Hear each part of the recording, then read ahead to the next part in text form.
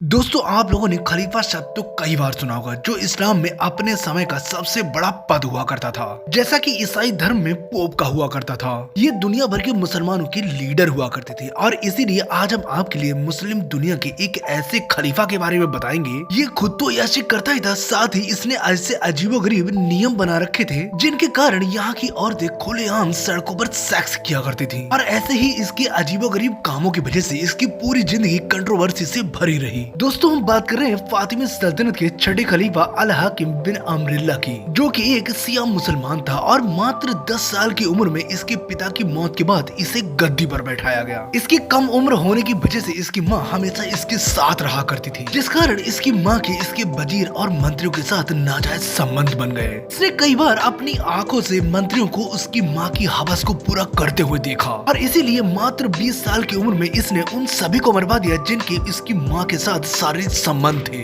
इसके बाद इसने 1005 ईस्वी में एक ऐसा नियम बनाया जिसकी वजह से आज भी लोग इसे एक पागल खलीफा कहते हैं। इसने दिन को रात और रात को दिन समझने का आदेश दिया, यानी कि दिन के सारे काम रात में और रात के सारे काम दिन में करने का फरमान दे दिया, जिससे अब सारी दुकानें और जरूरी काम रात में होते थे और दिन सिर्फ सोने के लिए कर दिया। इसके द्वारा ऐसा करने पर कुछ ही दिनों के बाद ऐसी घटनाएं होने लगी जो नहीं होनी चाहिए थी। इससे हुआ ये कि आदमी रात भर काम करने के बाद दिन में सो जाया करता था और औरतें रात में ही सो जाया करती थी और दिन में वो इधर उधर सुनसान सड़कों पे घूमा करती थी। अब औरतें और लड़कियां इन सुनसान सड़कों पर इधर उधर सेक्स करती हुई मिल जाया करती थी। साथ ही खलीफा भी अपनी अय्याशों में लगा हुआ था, पर इसे होश तब आया जब इसकी खुद की बीवी इसके ही मंत्रियों के साथ संबंध बनाते हुए पकड़ी गई। इसके बाद इसने औरतों के लिए पर्दे को लेकर इतने सख्त नियम बनाए कि औरतें अब घर से बाहर भी नहीं निकल सकती थी। पर इसने अपने द्वारा दिए गए दिन को रात और रात को दिन समझने का हुक्म नहीं बदला।